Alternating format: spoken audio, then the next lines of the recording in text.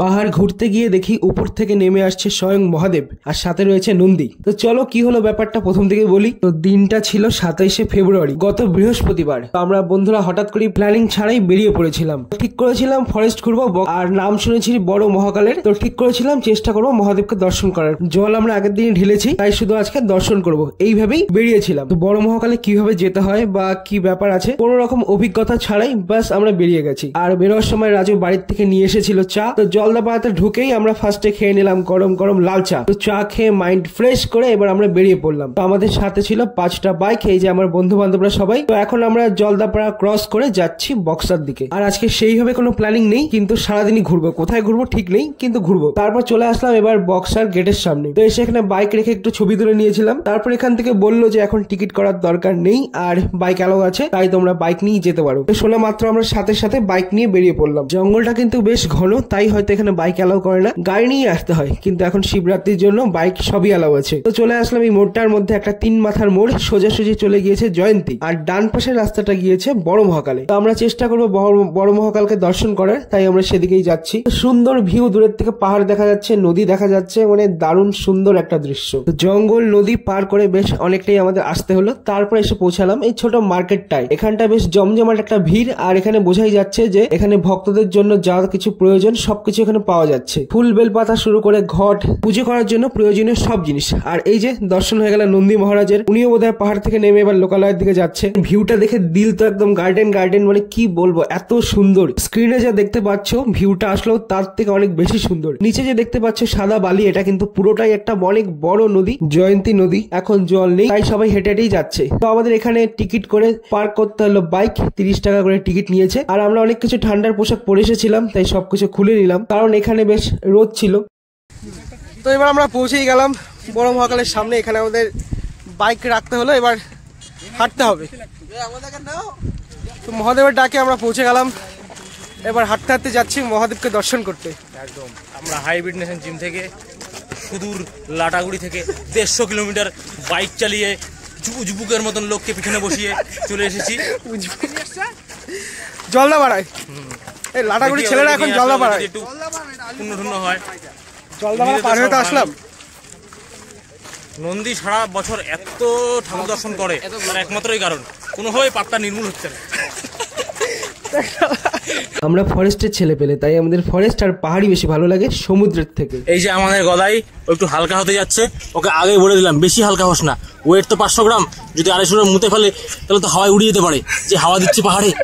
গদের হালকা হওয়ার পর আমরা শুরু করলাম আবার হাঁটা চলা। তো দেখতেই পাচ্ছ কত লোক হাঁটছে, তাদের সাথে আমরাও। এই যে আনন্দ আর রাজুরা বাইকটা একটু বেশি আগে নিয়ে এসেছে, তোরাও এখানে বাইক রাখলো। তারপরে একসাথে আমরা হাঁটা শুরু করলাম। আর এত সুন্দর দৃশ্য যতই দেখছি ততই মুগ্ধ হয়ে যাচ্ছি। আর এই যে এত বড় নদীটার মাঝখানে এখন একটু জল দেখতে পেলাম। আর এই যে এত দূর আসার পর টুকটাক ছোটখাটো কিছু দোকান দেখা যাচ্ছে। আর এছাড়া তো প্রচুর ভান্ডারা রয়েছে, বড় বড় অনেক ভান্ডারা, আর ভালো ভালো সবাই জিনিস খাওয়াচ্ছে। যত সামনে যাচ্ছি ভিউটা যেন তত সুন্দর হয়ে যাচ্ছে, পাহাড়টা আরো বেশি সুন্দর লাগছে। তো এখনো ঠিকঠাক জানি না যে বড় মহাকাল ঠিক কতটা দূর। তো যাই, সামনে কাউকে জিজ্ঞাসা করবো। আর অনেকেই এখান থেকে ফিরতে দেখছি যে হাতে ব্ল্যাঙ্কেট, পার্টি এসব জিনিস নিয়ে কোথাও কোথাও তারা ছিল। সত্যি জায়গাটা কিন্তু দারুণ। এটা বড় একটা নদী, এখন জল নেই, হালকা একটু জল। তো নদীর উপর দিয়ে সবাই যাওয়া আসা করছে। আমরা ওপারে নেমেছি, আর নদী এবার হেঁটে হেঁটে পার হয়ে এই পারে যাব মহাদেবকে দেখতে। আর প্রতিটা ভান্ডারার সামনেই সবাই এরকম মহাদেবের পুজো করেছে, কারণ আগের দিনে যেহেতু শিবরাত্রি ছিল। তো এখানে সবাই ভান্ডারার সামনে শিব পুজো করেছে, জল ঢেলেছে, পুজোর যে আয়োজন সেগুলো সব দেখাই যাচ্ছে। তো আমরা প্রায় ছোট মহাকালের সামনে পৌঁছে গেছি। আর বড় মহাকাল সম্ভবত 5 থেকে 7 কিলোমিটার দূরে। রাস্তা কিন্তু এখন একটু একটু করে উপরের দিকে উঠছে। আমরা চলেছি উপরে পাহাড়ের দিকে। সামান্য একটু পাহাড়ে দেখি মহাদেব উপর থেকে নেমে আসছে। তো মহাদেবকেও প্রণাম করে নিলাম, তারপর আমরাও যাচ্ছি উপরের দিকে। এতক্ষণ কিন্তু সব ভান্ডারই চোখে পড়ছিল, কিন্তু একটু ওঠার পর এখন টুকটাক দোকান দেখা যাচ্ছে। আর এই দেখো এখানে আরেকটা বিশাল বড় ভান্ডারা। তো সব জায়গায় কিন্তু ভালো ভালো খাবার খাওয়াচ্ছে, আর সব ভান্ডারাতেই মহাদেব আর মা পার্বতীর পুজো করা হয়েছে। আর এখানে পৌঁছানোর পর আমরা জানতে পেরেছি এখানে 2টা মহাকাল আছে। 5 থেকে 7 কিলোমিটার দূরে যেটা রয়েছে সেটা বড় মহাকাল, আর সামনেই যেটা রয়েছে সেটা ছোট মহাকাল। আমরা প্রথমেই ঠিক করে রেখেছিলাম বড় মহাকালে যাব, আর এটা হলো ছোট মহাকালের গেট। তো ছোট মহাকাল তারপর ভাবলাম থাক আমরা আগে বড় মহাকাল দেখে আসি। তারপর আমরা চলে আসলাম বড় মহাকালের দিকে। তারপর এদিকে এসে আমরা জানতে পারলাম যে বড় মহাকাল যেতে অনেক সময় লাগবে, আর এখন যা ভিড় তাতে মোটামুটি দুদিন আগে আসা ভক্তরাও এখনো পড়ে আছে, তারাই পৌঁছতে পারেনি। আর আমরা তো বাড়িতে সেভাবে বলেও আসিনি, আর এখানে আসার পরে দেখছি কারো সিমে কোনো সিমেই নেটওয়ার্ক নেই। তো আমরা বেশি সময় এখানে থাকতে পারবো না, তাই ঠিক করলাম এখান থেকে একটু খাওয়া দাওয়া করে আমরা বেরিয়ে যাব। পরে যখন পুজো করতে আসবো সেদিনকেই মহাদেবকে একবারে দর্শন করবো, দর্শন আর পুজো একসাথে। তো ফেরার সময় এখান থেকে খেলাম ভেজ মোমো পেঁয়াজ ছাড়া। তারপর অঙ্কুর খাচ্ছিল আইসক্রিম, আমাকে একটা খাওয়ালো। মোমো, আইসক্রিম আর কলা বিকট কম্বিনেশন খেয়ে এবার চলে আসলাম ছোট মহাকালের গেটের সামনে। তো এখানেও এসে যা ভিড় দেখলাম, ওরা বললো মোটামুটি 3 ঘন্টা লেগে যাবে, কিন্তু যেহেতু আমাদের কাছে বেশি সময় নেই, বাড়িতে আমরা কোনো খোঁজ খবর দিতে পারছি না, মোবাইলে নেটওয়ার্ক নেই, তাই এখানে আর বেশি সময় থাকতে পারলাম না। আমরা বেরিয়ে পড়লাম। তার মধ্যে আমাদের জঙ্গল পার করতে হবে, আর পুরোটাই জঙ্গল। তো এখান থেকে যেতে মোটামুটি আবার লাগবে 4 ঘন্টা। তো সেই জন্য আমরা বেরিয়ে পড়লাম। যাওয়ার আগে ভাবলাম জয়ন্তীর রাস্তাটা একটু দেখে আসি যে ফরেস্টটা কতটা ঘন। তারপর চলে আসলাম আবার এই 3 মাথার মোড়।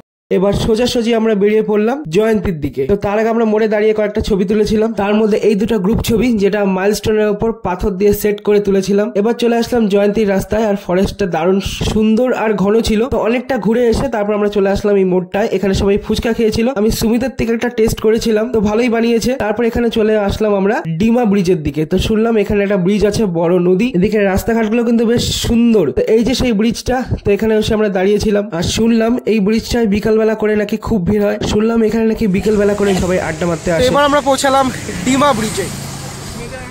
ব্রিজ থেকে দাঁড়িয়ে দেখলাম দূরে যাচ্ছে ট্রেন। ছোটবেলায় যখন এরকম ট্রেন দেখতাম বগি গুনতাম, ওটা আলাদাই মজা, ট্রেনের বগি গোনা। তো যাই হোক এখন আর খেয়াল ছিল না, এখন তো মোবাইল বের করে ভিডিও করতেই ব্যস্ত। তো যাই হোক তারপর ব্রিজে তুলেছিলাম আবার দুটো গ্রুপ ছবি। এবার যাচ্ছি বাড়ির দিকে। তো রাস্তায় পড়েছিল এরকম ক্রসিং রেলগেট, পরে দেখলাম ট্রেন না গোটা, শুধু ইঞ্জিনটাই যাচ্ছে। রেলগেট ওঠার পর যাওয়ার সময় বা পাশে দেখলাম একটা শেয়াল, কিন্তু ভিডিওতে আনার আগে শেয়ালটা দৌড়ে পালালো। তো এখান থেকে বের হওয়ার পর উৎসব বললো এখানে একটা ভালো দোকান আছে যেখানে থুপ্পা আর মোমো পাওয়া যায়। তাই এই দোকানটাতে আসলাম। এসে দেখি থুপ্পা হবে কিন্তু দেরি হবে, তো দেরি করার মতন আর সময় নেই। তো বাকিরা খেয়েছিল এখানে মোমো। তো আমি এখানে উৎসবের থেকে একটা মোমো টেস্ট করেছিলাম। তো এবার যাচ্ছি বাড়ি যাওয়ার আগে মামার দোকানে থেমেছিলাম। ওখানে বড় মামা মিষ্টি, সিঙ্গাড়া, ল্যাংচা খাইয়েছে। আর ছিল ভাইয়ের বার্থডে, বড় মামার ছেলে অনি। তো অনিকে উইশ করে দেখা করে এবার আমরা যাচ্ছি বাড়ির দিকে। আর আমার ভিডিওটা কেমন লাগলো জানিও কিন্তু, আর দেখার জন্য তোমাদের ধন্যবাদ।